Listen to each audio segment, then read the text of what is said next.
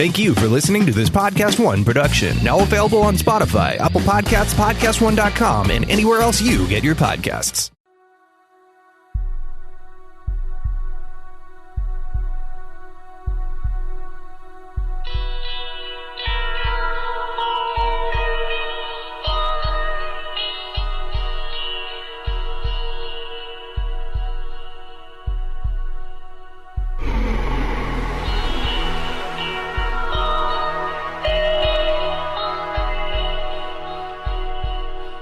Hello and welcome. You're tuned in to the best in paranormal talk radio. This is Darkness Radio. I'm your host, Dave Schrader. That guy over there, that's Tim Dennis. We're wrapping up another weekend here. It's gone by quick. I'm back out on the road again this next week, Tim. Would you like to know where we're going to be investigating next for the Holzer files? Yes, please. Oh, if I told you, I'd lose my job. So stop taunting me that way, Tim. I can't talk. I don't want you to lose your job. Tim, you know the rules, Tim. Yeah, I mean... You don't ask. I just tell when I'm ready, Tim. Oh, I'm sorry. No problem. Just don't let it happen again. Yeah, I'm back out on the road. Coronavirus be damned, Tim. They're just going to keep working us. Interesting. Keep working. Interestingly enough, somebody asked me about that the other day. With everything that's shutting down, somebody asked me, well, are Dave and the crew still out there filming Holzer files? I said, of course. They're going to run them into the ground until they get the thing. That's right. So, yeah, I just figured that was a given. Our production's very smart, actually. We're doing our best to continue, especially that we're out here already filming. We've even offered as the cast, let's just keep going, which will be rough on us not seeing our families. But instead of taking a week or two off between episodes, since we're already out here, if there's a way to just push up the line and try to knock it all out, because as this thing progresses, I think it's just going to get worse before it gets better, to be honest with you. Yeah. I don't necessarily mean the disease, but I mean the virus. I mean the reaction for it. And what's going to be available and shut down and travel and everything. So we're trying to knock out as many episodes as we can. This next week, we're going to be filming episode 6 of the series. So I'm excited about that. Cool. I got to tell you, man, we've had some mind-blowing evidence this season. And I'm extremely excited to see how it's going. And I got to tell you, I'm positive Hans Holzer would be proud of the activity that we're getting. And the answers we're getting. Something to consider, Tim, when this guy was out there kind of breaking ground, doing this research, he was doing this 30, 40, 50, 60 years ago. Just bear that in mind, right? Okay. I mean, this year is his 100th birthday. Wow. This guy was out there doing it. And you go off of the information that's given to you. Mm-hmm. And in a lot of instances, history, I don't know if you know this, Tim, history isn't always correct. No. And what we thought we knew about a story 30, 40, 50, 60 years ago, oftentimes turns out to be misunderstood. And history has corrected itself over the years. And we've been finding that, not that Hans Holzer was incorrect, but that the information he was given was incorrect. And that's why he said these cases will never truly be closed, because there's always the evolution of information. And I'm gonna give a bit of information here, Tim, that might blow the minds of a large part of our audience. Okay. Google and online services didn't exist 60, 50, 40, and 30 years ago. Why? The internet, Tim, wasn't always around. No. We had phones that hung on the wall. Mm-hmm. And if you had a cordless phone, it meant that your dad ripped it out of the wall because he was mad at you for being on it too long. Okay. Right? You're right. Many things have changed. Hans Holzer couldn't just get online and tap on and boom, find all the research other people had done on these specific stories. So it's really fascinating. And we're getting to those details now. And the history that we're investigating this year is really exciting to me. And I got to tell you, I'm a 52-year-old man. All right. And I'll admit full-heartedly, when I was in school, I was not into history. Mm-hmm. Growing up, I've become more of a history aficionado and enjoy it. But there are aspects of history. I'm going to drop one bomb on you that I just learned. Are you ready for this, Tim? Sure. The Emancipation Proclamation. right? Right. You're familiar with that term? Yes, I am. Yeah. What did that tell people? What's the base? If you had to boil it down to one sentence, what was the Emancipation Proclamation? If I had to boil it down, I would say the Emancipation Proclamation was. Oops, sorry, as I dropped my iPad. Would be well, everybody assumes that it was the freeing of the slaves. Right. Yeah. And it was from the South. From the South. Right. It's not freeing the slaves from the North. Lincoln just hoped that the North, who he considered to be on his side, would just play along and let the slaves go. Right. But yeah, one of the things they talked to us about at this current investigation is that he really had only released the slaves in the South. That's what it was about. Isn't that strange? Yeah, it is. It is. I mean, why not just put a blanket statement in that all slaves are free? I don't know. It's crazy. It's interesting, fascinating information. But like I said, there's just little slivers of history that you read about. And it wasn't that he was trying to keep the North with slaves. He just, like you said, he hoped his constituents would back him and free this aspect of it. So really just those little bits, some of the other little intricacies of history that we've uncovered are really kind of interesting. And I hope they make the episodes because I think that's a great learning tool. You watch for the ghosts, you walk away enlightened and learn something new. Very interesting indeed. Unless we find out our historian was, whacked out on meth or something when they told us that story, and it turns out that's not true. I don't know. I'll have to go over the Emancipation Proclamation here in a little bit just to double check her findings. But that to me was pretty astounding. So I love finding all this great history, being in these haunted locations where history literally took place. Not just, grandma's ghost is heard knocking around, but places where history. Last year, Morris Jumel Mansion, New York, Tim. This was George Washington's war room during the American Revolutionary War. I stood where he stood, making much less wise decisions than George Washington, but I stood there, Tim. But that's very cool. Yeah. That's awesome. And I get to share that with millions of viewers all around the world. Australia, welcome to the fold. I've seen now from many Australian listeners of the show that they're now watching the Holzer Files over in Australia. That's cool, too. So I'm hoping not illegally, but I'm guessing it made its way over to the TV. I know we have quite a few listeners over in the UK, Tim. If you are watching the Holzer Files and it has made its way to TV over there, let me know what channel you guys are on. We'll give it a shout out, but I'd like to hear from you. Dave at darknessradio.com. All right, let's get started with today's episode, Tim. Again, as we do this, we always get the opportunity to hear about new books coming out. There's a book coming out on April 21st, 2020. We have a link to it in today's program, so you'll be able to find this link. The Hairbrush and the Shoe, a true ghost story. Jeanne Stanton, our guest. Jeanne, welcome to the show. Thank you for joining us today. Thank you for inviting me, Dave. This is, fascinating. I love when we get to talk to people, real people that have had experiences, not just authors that are telling us stories that happened years ago, but from somebody who literally had these experiences for themselves. Now, have you always had strange and supernatural things occur throughout your life? No, at least not that I've been aware of. The hairbrush disappearance was the first incident that I experienced that was definitely out of the ordinary. All right. Well, let's go back. I mean, can you kind of give us a setting for this story? First of all, can you tell us what state does this take place in?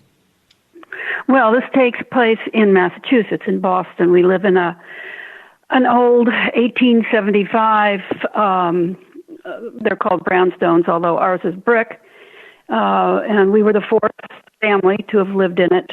So there was a lot of history in the building, and it is an older building with a lot of creaks and groans, but these were never regarded by any of us as evidence of the houses being what you would call haunted. And how long had you lived in that home before strange things began to happen? We had been there, I'd say, 2 years. 2 years before the first really specific inexplicable incident happened. And if you don't mind, walk me through, I mean, finding that house. Was it a house like every other, or did it stand out to you? Did you feel almost like a calling to that house? Oh, I did definitely felt a calling. It's an area of Boston called Back Bay. It's an historic neighborhood, many beautiful buildings, almost all of which had been divided up into apartments over the years. And my husband and I had been living in an apartment. We'd had a child. We needed more room. We had an art collection, we needed wall space, and so on. So I knew there were not many houses in Back Bay that were still single family, and I started looking for them. And there turned out to be a total of 14 in the neighborhood, and it's a big neighborhood. So I went to one, and they took it off the market, and then I went into this house with a realtor and walked in. It was a very peculiar entrance. It was what's called a garden level entrance, where you walk down and then come into a kind of vestibule. And it was very dark and kind of peculiar inside. And there was this little curved stairway going up to the main floor. And so I followed the real estate person up these stairs and came out on a landing which was bathed in light. There was a huge skylight at the top of the house. The place was dim, dusty, decrepit, but I knew instantly that was a house we were going to buy. In fact, I called my husband later that day and said, I just bought us a house. Do you want to come see it? And he always tells that story and laughs. But I definitely knew. And that house felt like home to you? It did. It felt like home. It just had very gracious spaces, and the strange thing about that house, compared to other houses, it had been rebuilt inside in the early part of the 20th century in such a way that had a curved inner staircase. Most of the houses in Back Bay are of the same design, where the staircase goes up the side and the rooms go off from the staircase. Because of the way this house had been reconfigured, sound traveled throughout. I could stand outside our bedroom door and hear what was going up on in my children's rooms in the next floor. It was like, even though the house is very large, you could feel all of it at once, hear everything that was going on all at once, because of this openness in the center part of the house. And all of us, we always have felt very comfortable in that house, and our friends love coming there as well. Now, can you tell me, did they give you any indication of strange things happening? Was there any kind of, tongue-in-cheek, it's an old house, this might even be haunted kind of vibe when they sold this house to you? No. In fact, what I was told, the house was very dark. An elderly couple lived there. They were in their early 80s and were being forced to move out by their children because they felt it wasn't safe for them to be in the house any longer. But the house was very dark, mainly because they had never taken down the blackout shades from the Second World War. Everyone on the East Coast, as I understood it, I grew up on the West Coast, so I hadn't been aware of this. There was a, blackout in case the Germans were going to fly over and drop bombs on the city. So they'd put up these shades, and there were fire extinguishers all around, and there was a sort of a chicken wire netting over the skylight in case glass broke. So there were all of these kinds of elements, which is what made the house kind of dark and creepy. But it was all about the war, not about any ghostly presence. All right. Now, when your husband comes to view the house, does he feel the same attraction to it that you did? He did. He didn't have the same kind of instantaneous romantic love that I did when I saw the spaces and the rooms and so on. But he did see a lot of wall space. We'd been collecting paintings, and it was at a time when paintings were very, very large. So that pleased him. The house also came with parking spaces in back of it, which is a real boon to anyone who lives in the city. Now, you said you're there for about 2 years, and before this first example happens, as you look back at it with 2020 hindsight, as we are in the year 2020, Jeanne, do you see that there were other instances that you might have overlooked? Absolutely. Because we all lose things. We all misplace things, and they turn up, and you say, oh, I must have whatever, and you go on about your business. We did live through the blizzard, and during the storm, the house made all kinds of noises. There were lots of bangings and creakings and groanings and doors slamming on the top floor. So those were sounds we attributed to the storm, to the wind and the snow. However, later on, I was awakened by this kind of dripping of a leak.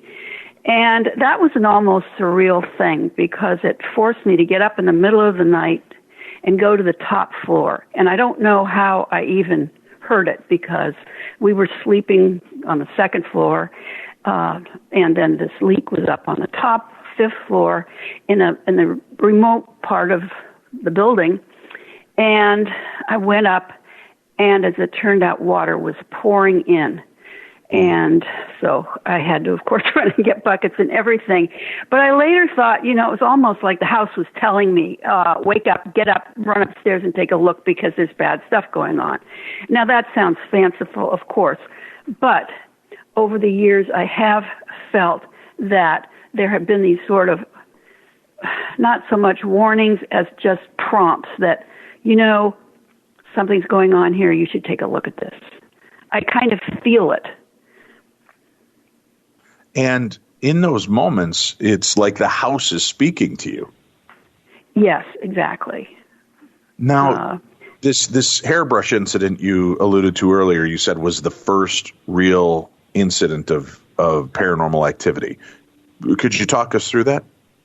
Yes, I can, because as I mentioned before, things would kind of get lost and turn up someplace. This was entirely different. My older daughter was then about, 2.5, 3 years old. We were going through a morning ritual in our bedroom where she had long, thick hair, and I was trying to brush it out, and she was trying to get away. And the phone rang, and I had to turn to answer it, and she ran out the door of the bedroom, and I put the brush up on the mantle and talked to my friend about carpool or something, and then hung up, turned back to get the hairbrush, and it was gone. And I said, well, that's strange. I'm sure I put it there. And I started looking around for it while I called to Laura to come back so I could finish brushing her hair. Could not find that brush. Couldn't find it. Looked everywhere. And, you know how you do when you lose something and you shake out the bedclothes and you look under the bed and around the bed and here and there and you go back over the same territory again and again. But it was gone. It was just plain gone. And I had my husband look in the bedroom. When he came home, I had the cleaning lady take a look. What's gone?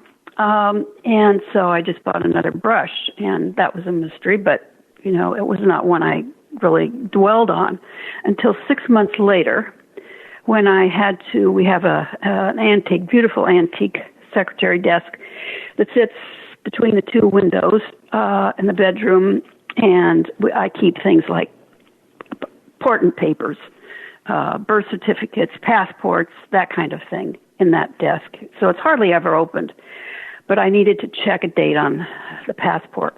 So I opened it up, and there, stuffed in a cubbyhole, was the hairbrush.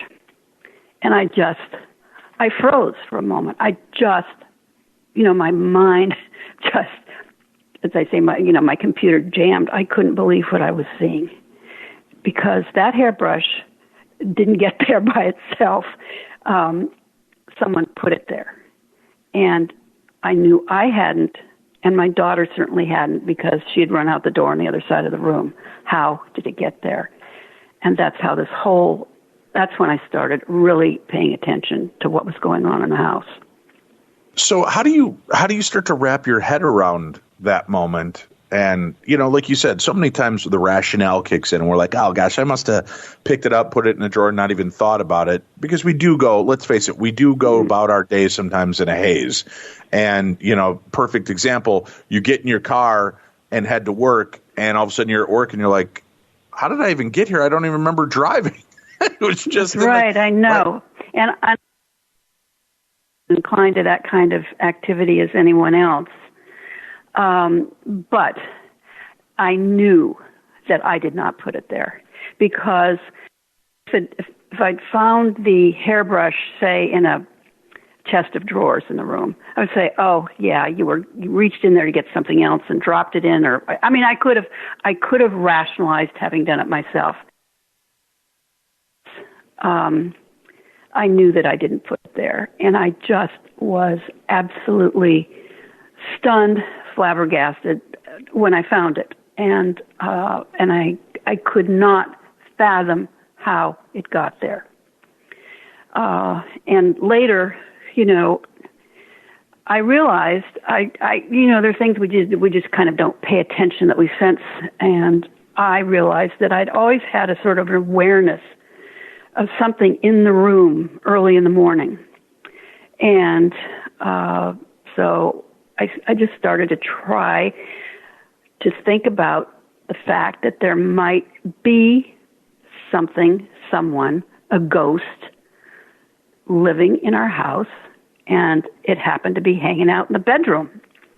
So that's when I started really paying attention to things that went missing for a period of time, and I would watch and I would remember where I thought I'd left them and see where they turned up. And I began to notice that there were many instances when I would lose some object, an earring, maybe a letter, or tended to be some small, ordinary object, and I couldn't find it for a few days, maybe a week or so, and then all of a sudden there it would be. And that's the kind of thing we all experience. But in this case, I realized that it wasn't just my absent mind. There was something else going on. Now, was this happening? I know you didn't know it at the time necessarily, but now, was this happening to other members of the family? As it turned out, it was, but they just weren't talking about it. I describe an incident in the book where I had kept this to myself because I knew my husband would think I was crazy, and I just said, I'm just going to watch and see how this develops. And then one day I couldn't find my keys, and I was really annoyed, and I said, my husband says, oh, well, where did you leave them? That annoying response when you lose something. Right. And I said, I left them right here. And he says, oh, why aren't they there now? And I said, well, because a ghost took them. And he just looked at me, as I was afraid he would, like I had totally lost my mind. Later, however, when we had a young man living with us on the lower floor as a house sitter, he came up to the kitchen one evening, and the girls were there having their dinner, and he said, thank you for folding my laundry today. And I said, huh? What laundry? He says, oh, he said, I put some in the dryer this morning, and when I got home, it was all, you'd folded it all. It was all in neat stacks on the dryer. And I went down and looked, and yes, I had not been home all day. No one had been in the house all day. How did that laundry get folded? So when my husband came home and walked in, I had Keith repeat this story. And I said to my husband, now do you believe there's a ghost living here? And Don said, yeah. And I think in the morning it hangs around over by my side of the bed. Wow. So then, yeah. Well, now, I got to know, how does that hit you when you've been kind of debating this and wondering about it, and all of a sudden you have confirmation from the guy you thought would think you're the biggest nut. Well, that was pretty stunning. I was extremely surprised, but of course gratified as well. And then my daughters, who were, I don't know, what were they then? 7 and 4, 8, and they're 3 years apart, started telling stories about things that had happened to them up in their rooms. Noise at night. Younger daughter had a hairband land in her bed after she'd gone to bed, and you know, just odd things happening. So then you know, everybody acknowledged the ghost as being a part of our population in our house, but they didn't pay attention in the same way I did. They still enjoyed treating it as a kind of joke. And that was until the workman was pushed on the stairs. Well, the kids that were experiencing the strange phenomena, were they ever seeing anything? No, nobody saw anything in the way of a figure, an apparition. I mean, they saw the results. Elizabeth saw the hairband in her bed that she'd left on the, when she turned on the light, she saw the hairband that she'd left on her dresser, but no one saw any figure. The sense, though, that there was something there, they all shared that. Things would go missing. Would they hear voices or footsteps? They would hear noises, bangings, and, knockings, and, doors opening and closing kind of thing. We had a babysitter who lived with us for a period of time after Keith moved out. And she would go up and stay on the children's bedroom floor when we were not there. And I asked her if she'd ever noticed anything. And she says, oh, yeah, all the time. She says there was so much racket up there some nights it was hard to sleep. And I said, well, this is interesting. What happened while you were in the house? And she said, well, things would get moved around. I'd feel like there were people moving about, even though I couldn't see them. It was cold in some areas.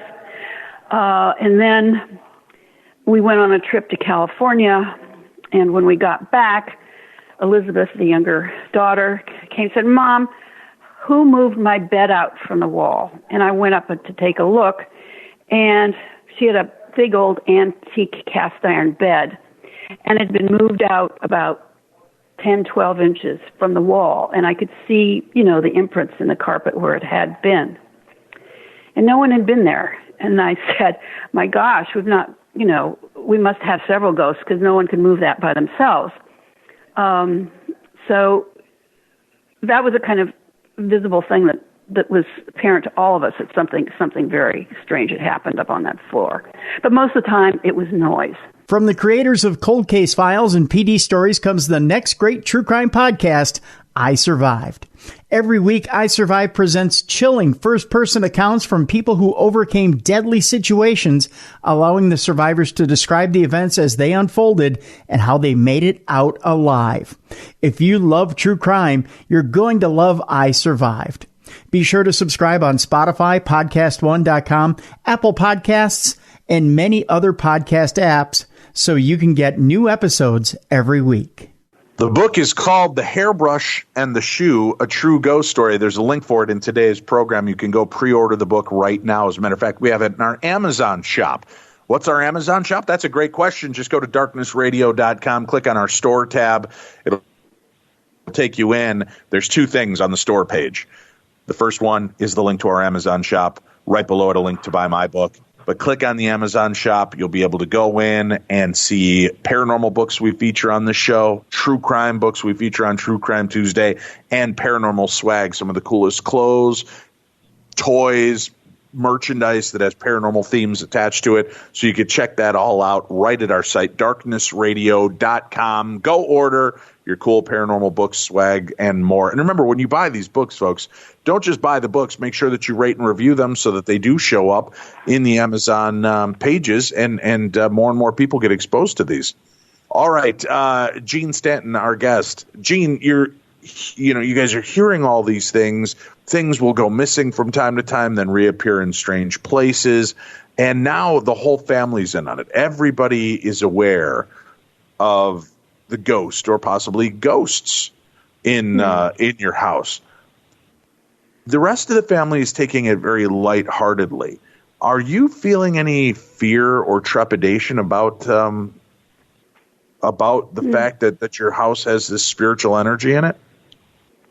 No, I'm not feeling fear, except for one episode that happened at night where I did actually see some kind of form passed by our bedroom door right after I turned out the light, and there was a shadow.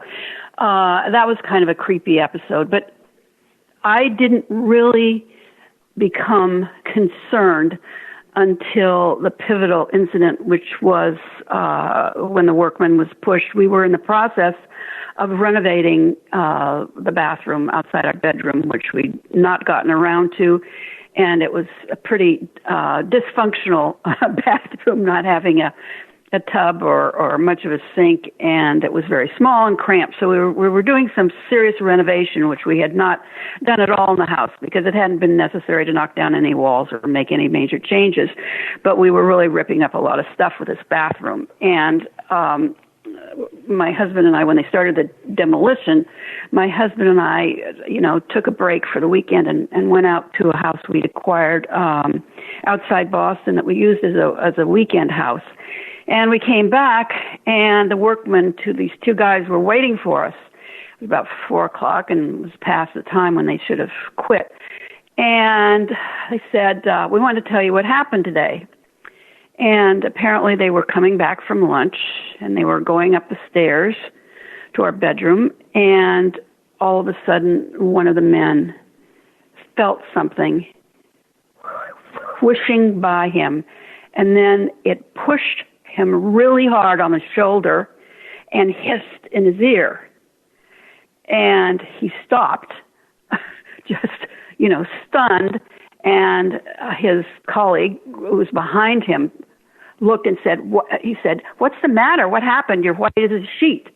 And the guy, Dan, repeated his story. He said, "Something just really pushed me hard and hissed in my ear." They saw nothing. So he told us about this experience, and this was a very different kind of thing for the ghost or ghosts to have done, because there'd never been any physical contact, never anything that seemed malevolent.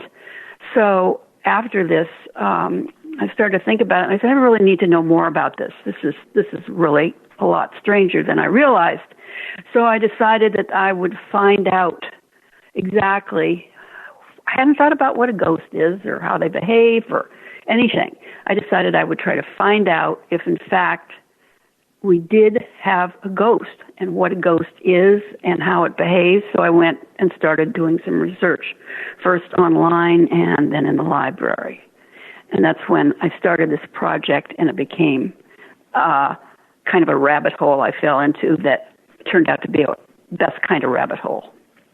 Well, let's do this. We're going to take a quick break. We'll come back. We've got more to discuss. Our guest starts down the rabbit hole. Where does it take her? Stay tuned to find out. You're listening to the best in paranormal talk radio. I'm Dave Schrader. That's Tim Dennis. This is Darkness Radio. Do you experience stress or have anxiety or even chronic pain or have trouble sleeping at least once a week? I know I do, and I know you're not alone. Many of us do. Personally, I think I've told you this many, many times in the last few weeks. I've got 13 herniated discs, neck, back, lower back, especially the lower back lately. The L5S1 has been popping in and out like popcorn. It's not been good. But I've been dealing with my chronic pain in a most conventional way. That's with Feels. Telling you, Feels has been helping me in the best way possible. It's been helping me alleviate that pain and helping me get to sleep. And I told you a little bit about anxiety with chronic pain the other week. and it's been helping with that anxiety as well. I was searching for anything that would help me, and I'm telling you, I discovered Feels, and Feels has been helping me with all those issues. You may be saying to yourself, what is Feels? Well, Feels is premium CBD delivered directly to your doorstep.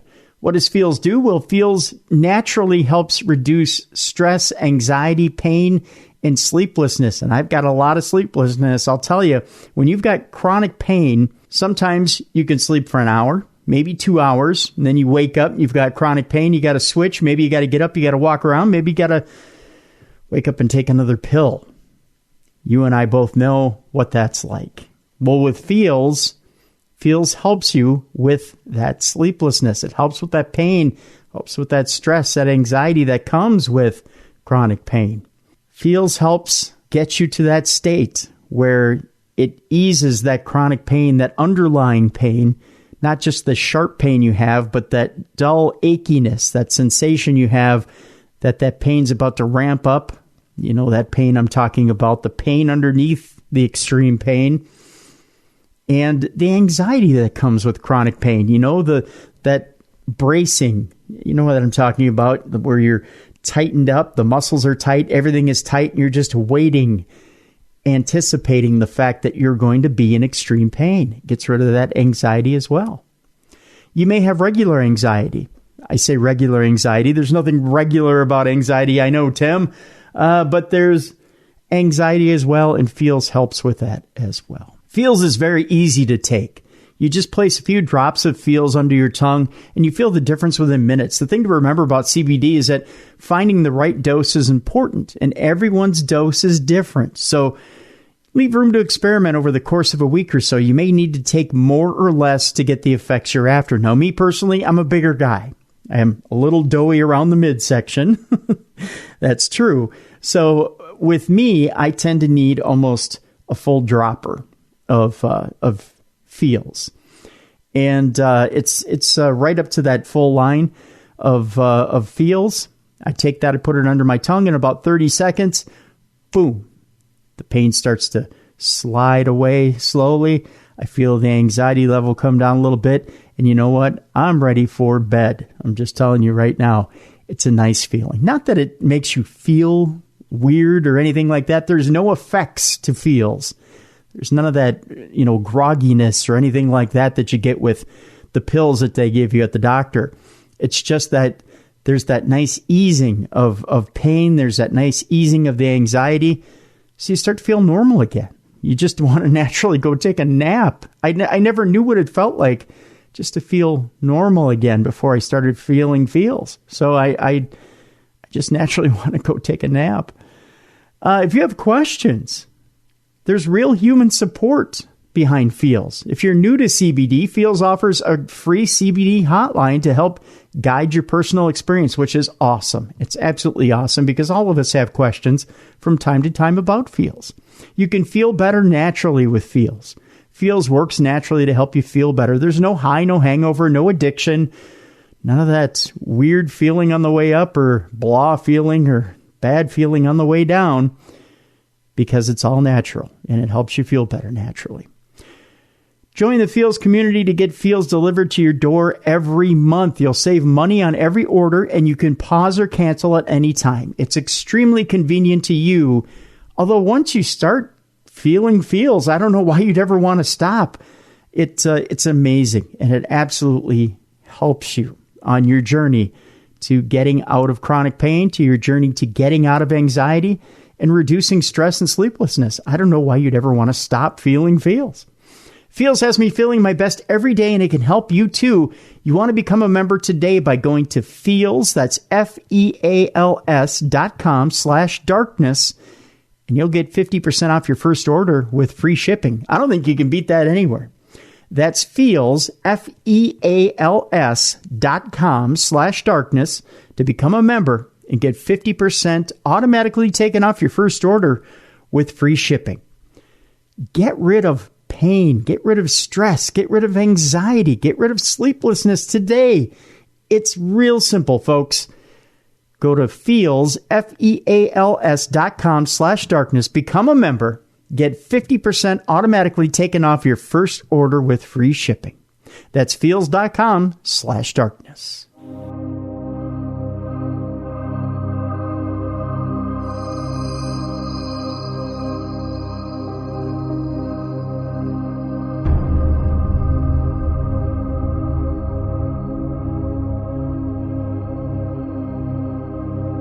So, Jeanne, let me get this straight.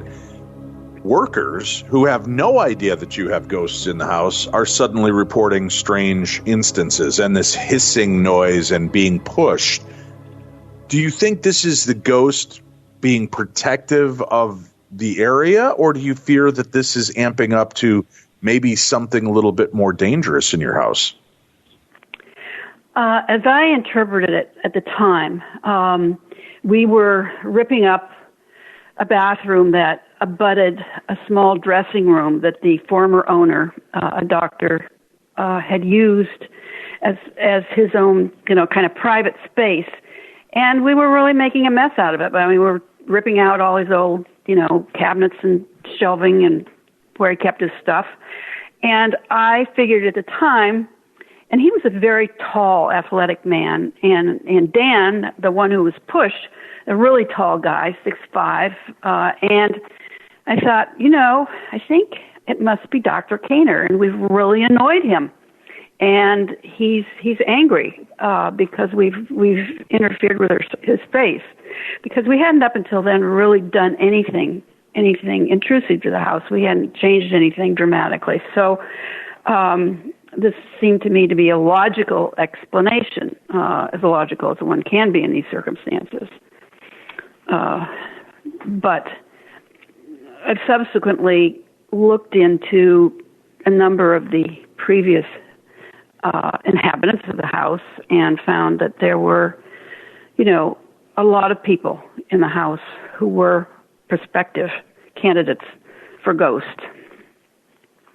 Did that surprise you that you had that many candidates that could potentially be haunting your home? It did. It mostly surprised me because of who those candidates were. And that was a really gratifying part of my research when I started looking into all the people who had lived in our house.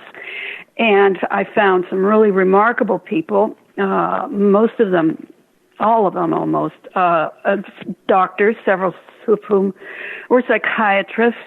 But they were people, what really fascinated me was when I found out that we ended up sending our children to the same school as the most recent family. When we had, many other choices, we found that we had been following in their footsteps without realizing it. Now, this again sounds fanciful. It only makes sense of any sort when you consider some of the other experiences we'd had with the house. But the more I looked into these people, the more I saw connections with our interest in art, with where we chose to go to church, with how we chose to deal with our children and where they went to school. There were just an awful lot of parallels. And then ultimately it was my daughter choosing the profession she has. So that kind of opened up to me a whole group of possible people. Now, as you study the difference between ghosts and spirits, ghosts tend to be the soul, the spirit of people who've chosen not to move on, as the Ghostbusters, as a person like Echo Bodine would put it. So I also had to assess who might have really been inclined to want to stay in the house after death. Once you start to uncover these names, do you start calling out to these spirits that way? Do you try to address them specifically? I did make a couple of attempts, and I don't seem to have any talent at all for that kind of communication. And it became very frustrating because I tried automatic writing after I'd been advised to do that by a psychic, sitting down in various rooms with a pad of paper and asking questions and hoping someone would direct me to write an answer. Never happened. So I got very frustrated with that and was not really able to come up with any what would pass for evidence of a particular person. I was also warned that if I tried to use something like a Ouija board, I could begin attracting spirits who hadn't lived in the house. This is a part of the whole process I found a little dubious, but I did avoid, we have a Ouija board in the house, but I've never used it because I didn't want to take a chance that someone, hostile, unfriendly, malicious might be attracted. Understood. And were you discussing your findings with your husband or anybody in your family? Yes, I was. My daughters, for some reason, just weren't interested. I mean, they kind of liked talking about some of the things that they thought had happened, but they were not that interested. My husband became much more interested after Dan was pushed on the stairs.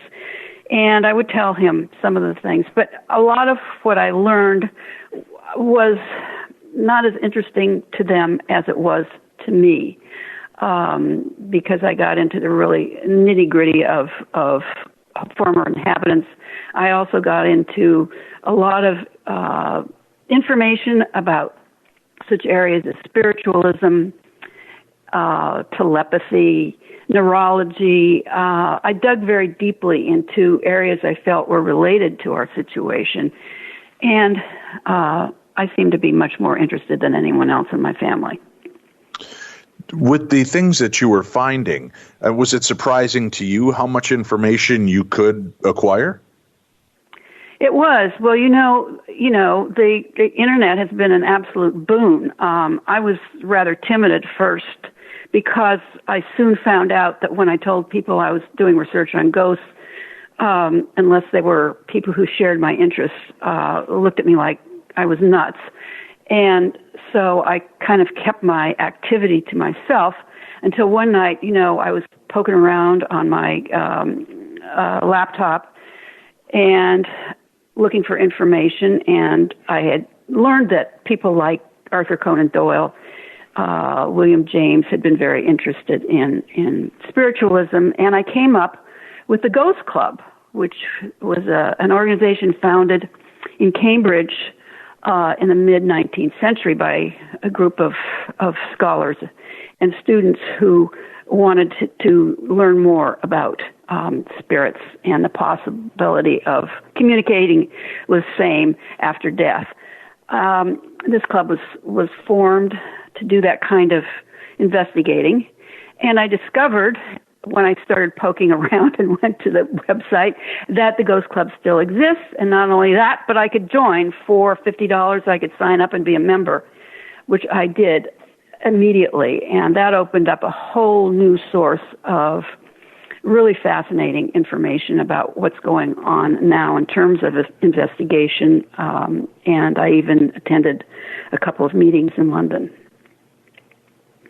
Did you glean much information from those meetings into what you were dealing with? Well, I found out, again, that it was a much more complex situation than I'd originally thought, because you get into things like telekinesis and poltergeists and what kind of experiences people have had, and also a lot of their programming and the articles are into skeptical kinds of subjects, such as how much does infrasound, which is, I can't describe terribly well because I don't understand it, but it's the kind of vibrations in the atmosphere due to, I don't know, wiring or trucks going by or whatever, accounts for the kinds of feelings we may get that there's something in the room, a presence. There's that, and then there is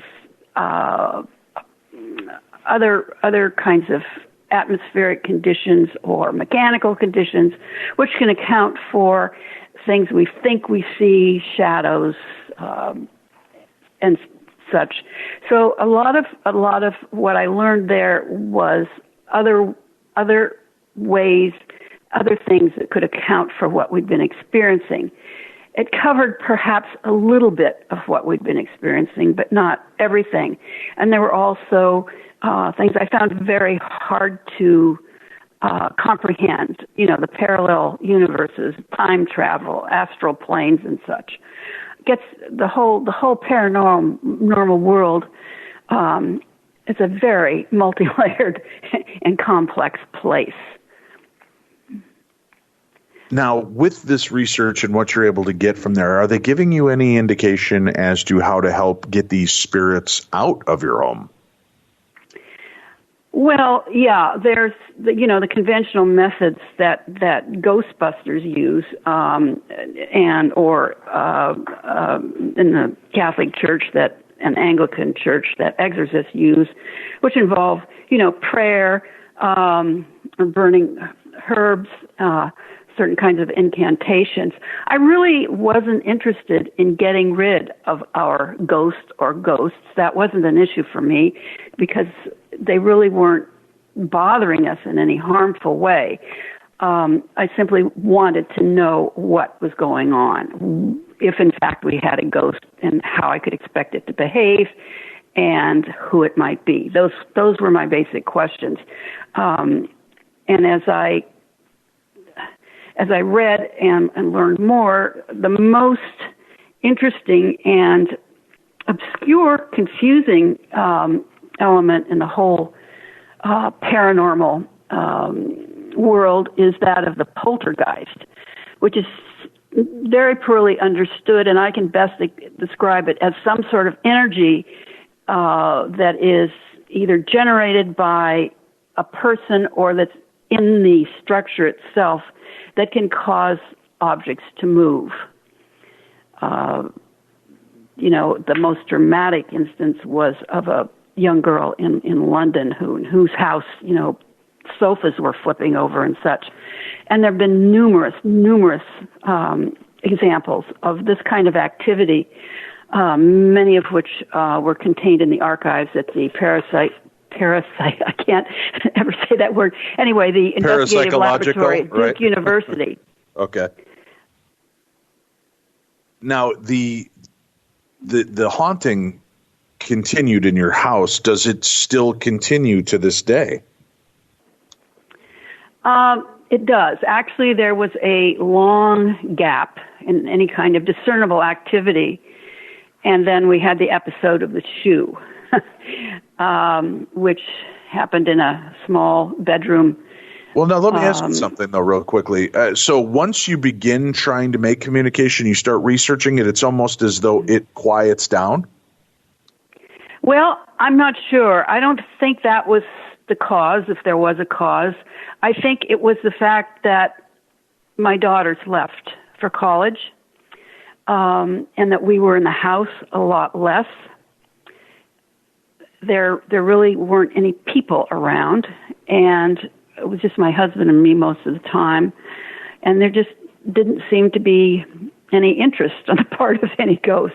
I mean, I would sit down. I have a big table I often work at that's right at the bottom of the stairs on the main landing, and I would sit there and work sometimes, and I would hear things banging on the top floor, like doors were opening and shutting. But other than that, there really wasn't anything happening until my daughters started coming back with their husbands and my older daughter with her children. So it's they're almost the battery, the poltergeist agent in these instances then.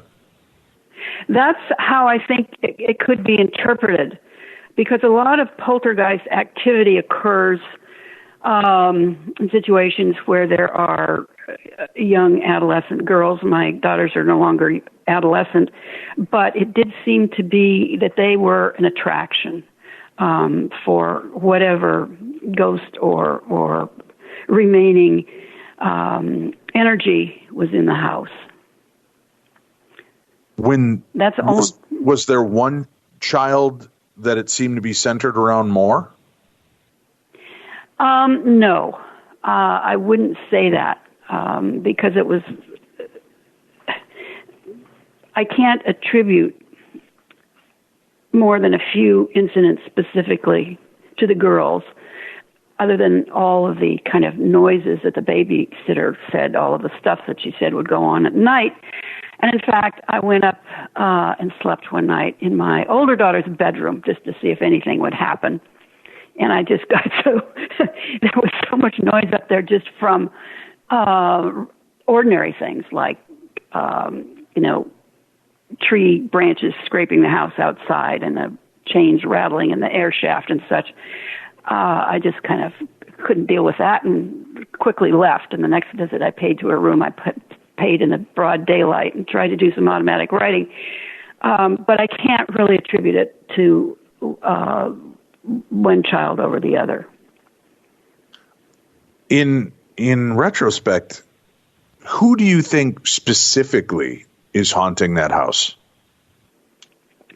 Well, I have chosen the original family consisted of a doctor, his wife, and 3 children, a son who became a very prominent psychiatrist and a colleague of Sigmund Freud, and 2 daughters. One daughter eventually married and moved out. The other daughter, Anna, never married. She was a spinster. She was an artist. She had artist friends. And she only moved out when her father, the doctor, died, and his wife and the spinster daughter, Anna, moved out to a house in the next block. So she had never really lived anyplace else her entire life, and had to leave the house when her father died. And I would posit that if any one of the people who lived in that building would not have wanted to leave and was unhappy about leaving, it would have been Anna. So she's my candidate. And I've tried to learn more about her. But because of the times, you go into the newspaper and look in the obituaries and you get all this information about the men and who they were and what they did and their professions and so on and so forth. The women who died in that area, she died, I would say, in 1918 or something, right around in there. She only gets date, age, date of death, age, and her name, and that was it. So I've had a very hard time trying to find out anything more about her. When you make the communication, do you try still, or do you acknowledge the spirits of the house just to say, "Hey, hope you're having a good day," or how exactly? I do, and it's kind of a joke, but I when we've been away for a while, I tend to come in the front, open the front door, and I say, "Hello, house." I do greet them. It's become a habit, and it makes me smile. I don't know if it makes them smile or not. And does anybody else in the family still have any type of experiences? No. The only definite experience we've had was the time the shoe, my grandson's shoe disappeared and then reappeared. That's really been the only thing. That and just noises I hear. No one else has had anything that they've chosen to communicate anyway. Aside from the workman being pushed and that hissing noise, have there been any moments when anybody in your house, visitors, relatives, people like that or maybe even yourself, where you felt frightened? No. Friends of my daughters who've come to stay have felt frightened when told that there might be a ghost in the house. And I think that's just, their imaginings. No one has been frightened. It has never been a scary kind of situation, which is why I've never been interested in having any kind of exorcism done. Yeah, understandably. Because, again, if it's nothing evil and it's just one of the other former inhabitants, you certainly don't want to make them feel unwelcome in their own home as well. No, you don't. And I think if it is one of these former inhabitants, they're not bothering us particularly, and if they're happy to be hanging about, that's fine with me. One of the early readings I did was a woman who does a lot of removal of ghosts from people's houses, and she said, don't make a pet out of your ghost. Well, I guess I have in a way. I don't mind having it around. I kind of like having it around, which is why I say hello house when I walk in. It's as long as no one's being hurt, nothing's being damaged, I don't have any problem with it. What advice do you have for listeners that might be going through a basic haunting like this? Nothing standing out terrifying, nothing bizarre, but they're starting to notice that there are little things out of the ordinary. Well, my first recommendation would be to keep a record. I was fortunate that I asked my younger daughter, Elizabeth, when she was in high school, 8th grade, something like that, to write down everything she remembered because I was trying to recall myself. And at this point, I say, did that really happen? Am I remembering this correctly? And so on. So I would really recommend that people keep a list, keep a record of things that have happened that seem a little peculiar, and then try to find another explanation. This is pretty basic ghost-busting stuff, investigative stuff. You want to see if there's something else that could have caused your, your letter to slip down behind the sofa or wherever it eventually turned up. Is there something else that accounts for that door banging sound you hear from time to time? Is there anything else that could account for, a peculiar smell? That's another thing that seems to happen. There can be mechanical reasons for that, and you have to eliminate those first. That's great advice. Simply. But how about in communicating or trying to speak with the spirits there? Well, I was advised by what I think is a woman I think is a very competent psychic to do this automatic writing, and I tried it a couple of times. And I've used writing before, because I write, to try to just do kind of stream of consciousness writing to work through a problem or to express myself or to figure something out. So I was comfortable with doing that. And so I would go sit with a pad and ask a question, speak to the whatever spirit was saying about, and wait for an answer, and nothing happened. And I'd move from room to room, and I tried that numerous times and never, ever got a response. My hand was never motivated to move in any kind of way that I could write out anything. So other ways of communicating would require a medium coming to the house. People who can actually see and communicate through telepathy with spirits. And that's something I'd really like to do. I have not been able yet to find the appropriate person to do that. I've had a couple of dead ends insofar as getting a competent, reliable, of good reputation medium to come in and be there and see if they could perceive a spirit and communicate with them. Very cool. Well, I'd like to know too, before we wrap up in today's book or today's interview about your book, when you, or if you ever came to the point you were going to sell this house, would you feel the need to disclose the otherworldly visitors or inhabitants? Yes. I don't think anything's happened in our house that would scare people. And I don't think it's a deterrent, and I'd be happy to give them, as part of the deal, a copy or two of my book. Well, we've got a link up to your book on our site. And do you have a website people can visit as well? Yes, I do. It's JeanneStantonAuthor.com.